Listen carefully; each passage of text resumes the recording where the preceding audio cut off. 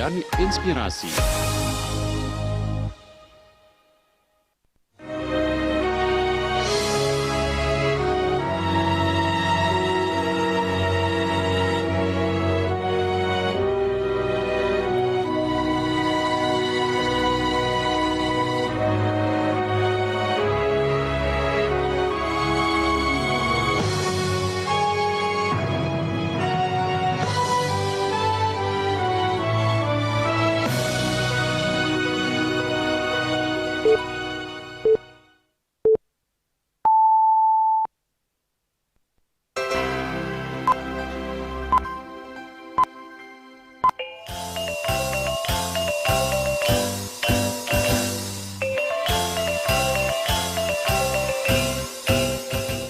Selamat siang, Dusun Pandangan Radio Republik Indonesia Bukit Tinggi, Jo Berita Daerah dalam Bahasa Minang. Untuk mengawali perjumpaan di siang hari kami sampaikan sari berita utama. Kelurahan Silayang Ate, Kota Padang Panjang menggelar pelatihan penyelenggaraan jenazah. Wakil Bupati 50 Kota memaparkan 25 usulan proyek strategis dalam Musrenbang RPJMD. Buletin berita Minangko dibacakan de Tuti Widya. Berita Minang nan pertama. Memperingati Hari Kebangkitan Nasional 2025, Kelurahan Silayang Ate, Kota Padang Panjang menggelar pelatihan penyelenggaraan jenazah.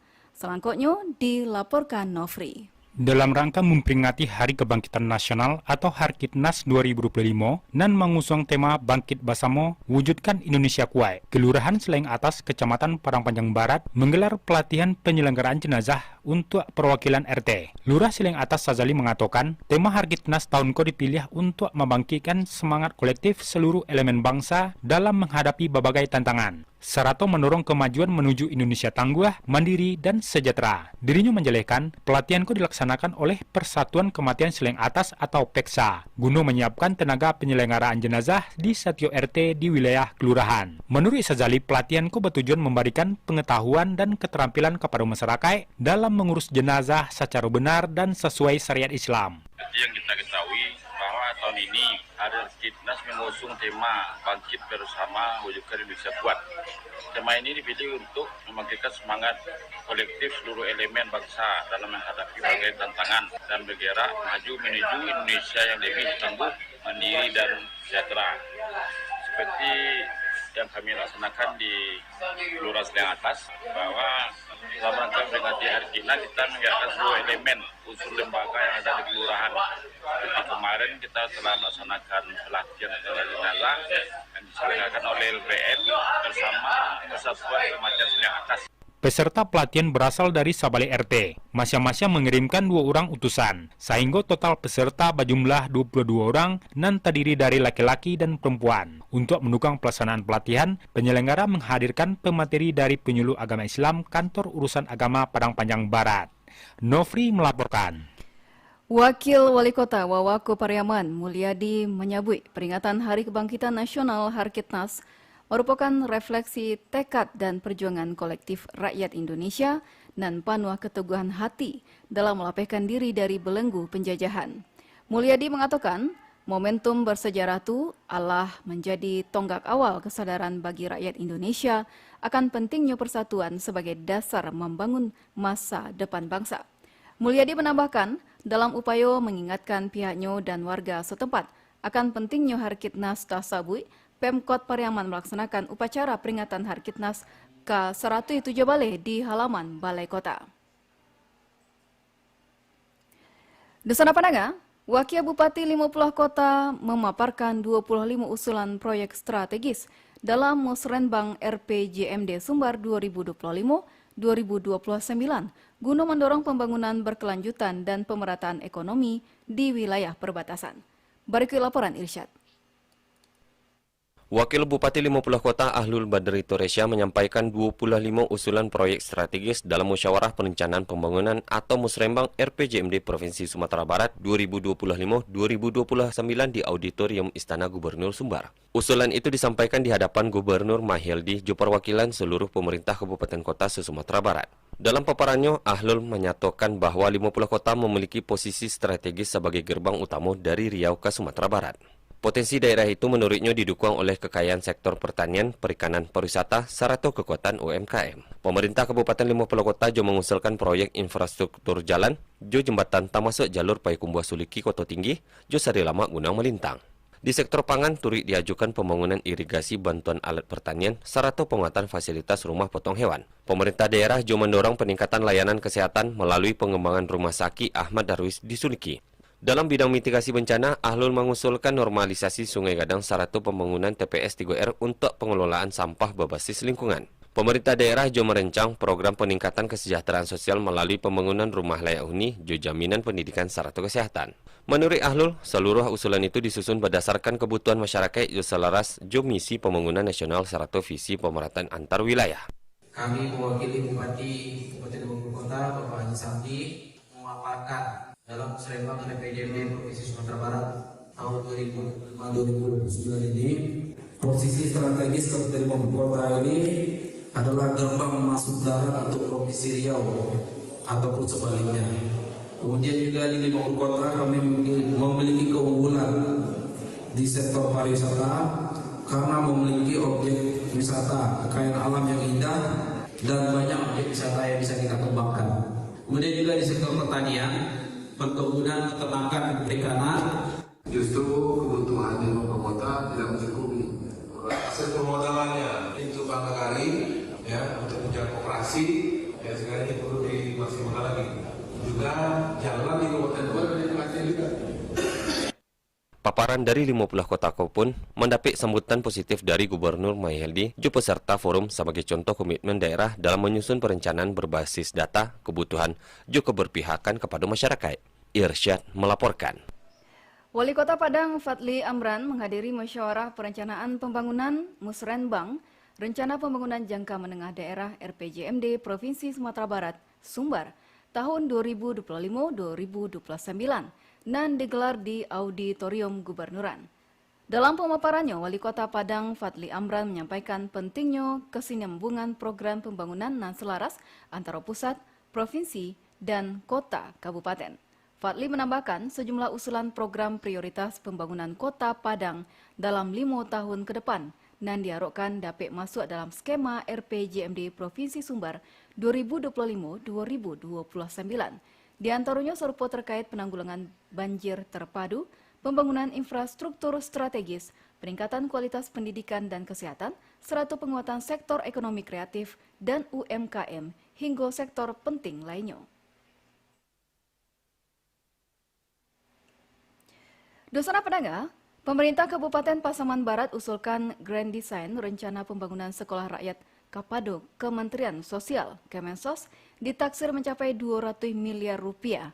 Berikut laporan Alwan Ahmad Fauzan. Pemerintah Kabupaten Pemkab Pasaman Barat berkomitmen mewujudkan pembangunan sekolah rakyat di wilayah Tasabui. Bupati Pasaman Barat Yulianto menerangkan, pihaknya baru-baru ini telah mengusulkan pembangunan sekolah rakyat kepada Kementerian Sosial sebagai bagian dari upaya menyediakan pendidikan gratis bagi anak-anak dari keluarga miskin. Yulianto memastikan bahwa pemerintah Kabupaten Pasaman Barat telah melengkapi seluruh persyaratan administratif dan kiniko tinggal memastikan ketersediaan lahan minimal 5 hektar. Lokasi pun sudah ada, namun masih dalam tahap survei kelayakan lokasi pembangunan dan akan segera dilakukan Kementerian Sosial sebagai leading sektor. Dalam proposal usulan itu, dikatakan Yulianto, Pemkab Pasaman Barat mengajukan pembangunan sekolah rakyat dengan 2 rombongan belajar, terdiri dari 36 ruang kelas. Rinciannya, 8 balai ruang untuk tingkat SD, 9 ruang untuk SMP, dan 9 ruang untuk SMA. Yulianto memastikan sekolah rakyat dan diusulkan Pemkab Pasaman Barat ala dirancang sebagai sekolah berasrama dengan pendidikan gratis. Fasilitas yang akan disediakan meliputi ruang kelas, asrama, jo fasilitas umum lainnya untuk menunjang kegiatan proses belajar mengajar.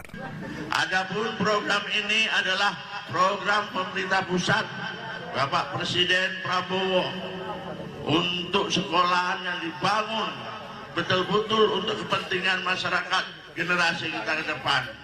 Dan dibuatkan asrama dari SD sampai SMA dibiayai oleh negara pemerintah pusat. Dan anggarannya tentunya tidak sedikit. Anggarannya untuk pembangunan ini saja sudah 100 sampai mencapai 200 miliar. Bupati Pasaman Barat Yulianto Baharo, program sekolah rakyat tidak hanya memberikan akses pendidikan bagi anak-anak miskin, tetapi juga memberdayakan mereka untuk keluar dari garis kemiskinan. Alwan Ahmad Fauzan melaporkan. Pemerintah Kabupaten Pasaman menunjukkan capaian kinerja triwulan 1 Kojo realisasi pendapatan asli daerah PAD melampaui target yang ditetapkan. Bupati Pasaman Sabar As mengatakan bahwa peningkatan penerimaan PAD Ko sangat dibutuhkan dalam memenuhi kebutuhan APBD daerah. Bupati Sabar As mengaku sangat apresiasi kinerja jajaran Pemkab Pasaman Ate Karajokare dalam mencapai target nan ado. Dirinya juga menambahkan bahwa capaian triwulan 1 tahun ko adalah melewati target sekitar 30 miliar rupiah atau 25,45%. Dosana Penanga, Musrenbang Kota Bukit Tinggi tekankan sejumlah hal krusial. Berikut laporan Joni Marbeta. Bismillahirrahmanirrahim. Peningkatan air berasia harus diatih 40%. Alun optimalnya penanggulangan saruk memunculan ketidaknyamanan wisata ramah bagi pengunjung. Penyelesaian blueprint cetak biru dibangunnya drainase dalam upaya pengurangan banjir harus secara komprehensif. Terapkan terantipum secara baik. Penganggaran berbasis kinerja menjadi isu krusial dan ditekankan pada acara musyawarah perencanaan pembangunan Musrenbang dalam rangka penyusunan rencana kerja pemerintah daerah RKPD 2026, rencana pembangunan jangka menengah daerah RPJMD 2025-2029 Batampe di kediaman Rumah Dinas Wali Kota Bukit Tinggi di Jalan Perwira Belakang Balok dibuka di Wakil Wali Kota Bukit Tinggi Ibnu Aziz STP. Dalam Musrenbang itu juga dilakukan penyerahan hasil penyusunan RKPD 2026 RPJMD 2025-2029 dilakukan di Wakil Wali Kota Bukit Tinggi Ibnu Aziz dan selanjutnya diserahkan kepada Ketua DPRD Kota Bukit Tinggi Saiful Effendi LCMA untuk dibahas lebih lanjut di Banggar DPRD dan pada prioritas pembangunan tahun 2025 sampai 2029 mengarah kepada pencapaian visi Bukit Tinggi Gemilang berkeadilan dan berbudaya layan beberapa program unggulan di antaranya generasi Gemilang termasuk program diusulkan harus secara teknokratis RPJMD memperhatikan dokumen-dokumen rencana tata ruang dan wilayah RT RW harus diselarasan kajian lingkungan hidup strategis KLHS dan dalam penyusunan target-target penyusunan perencanaan harus realistis. Wakil Wali Kota Bukit Tinggi Ibnu Aziz sampaikan bahwa dirinya sependapat disarankannya Ketua DPRD penyusunan perencanaan harus realistis dalam RPJMD Kota Bukit Tinggi muaranya untuk kesejahteraan masyarakat dan ado di Kotako. Dan kita sangat sependapat apa yang disampaikan oleh Ketua DPRD bahwa tentu semua perencanaan ini perlu realistis. Arti realistisnya seperti apa? Yang pertama, setiap perencanaan mesti mampu menjawab kebutuhan masyarakat. Yang kedua, juga semua perencanaan juga mesti melihat ketersediaan anggaran. Dan tentu dalam hal ini SKPD terkait, Bapelitbang dan juga SKPD Pengampu sudah merencanakan itu semua secara realistis sesuai dengan apa yang kita butuhkan dan juga apa yang dibutuhkan masyarakat dan juga ketersediaan anggaran. Ke depan karena ini adalah awal dari pemerintahan PJM ini, kita benar-benar akan melihat bagaimana Bukit Tinggi ke depan ini menjadi Bukit Tinggi yang lebih gemilang, berkeadilan dan berbudaya sesuai dengan visi misi. Kepala Bapeda Provinsi Sumatera Barat Media Suandi tekankan penganggaran harus optimal dan jangan ado kesan bare habi sambanda lama. Ada banyak hal Sumatera Barat perlu kolaborasi dengan semua kabupaten kota itu perencanaan, sehingga kita harus duduk di sini, harus berdiskusi di sini biar kita nggak salah kaprah nantinya, karena jika kita tidak mengetahuinya, kita tidak menyiapkan prioritas dan strategi yang tepat, kita tidak bisa mengambil tindakan yang tepat. Salah kita menempatkan anggaran, dia tidak korupsi sebenarnya, bare habis sambah anak lama piti hawa abi juga, tapi tidak menyelesaikan masalah. Kita harus bicara dulu porsi pendapatannya, kemampuan kita, baru kita bicaranya belanja kita. Kalau besar pasak daripada tiang, utang tumbuh jadinya. Kaitan tujuh pada pihak Pemda jangan sampai ada ditemui pajak tertunggak tak jadi pada OPD harus diselesaikan mako indah akan berdampak terhentinya penyaluran dana alokasi umum DAU serta dana alokasi khusus DAK di saluran pemerintah pusat ke daerah. Dan dari data didapik bahwa porsi belanja pegawai Kota Bukit Tinggi tertinggi ketiga di Sumatera Barat 137 miliar hampir 99 juta 350.238 rupiah atau 50,91%. Dan secara ideal belanja pegawai maksimal 30%, sedangkan belanja infrastruktur 106 miliar 132.927.440 rupiah atau 23,68%. Seharusnya harus 40%. Serta untuk indeks pembangunan manusia IPM di tahun 2025 Bukit Tinggi tercatat 77,9%. Dan untuk itu peningkatan produktivitas sektor unggulan pembangunan ekonomi dan inklusif dan berkelanjutan merupakan bentuk berkolaborasi dalam proses pembangunan. Joni Marbeta mengemban untuk berita Rakyat Minang pada siang hari ko. Sekian berita daerah Bahasa Minang untuk siang hari ko, Kamis 22 Mei 2025. Berita daerah selanjutnya dapat didengarkan besok pagi pukul 6 waktu Indonesia Barat. Selamat siang.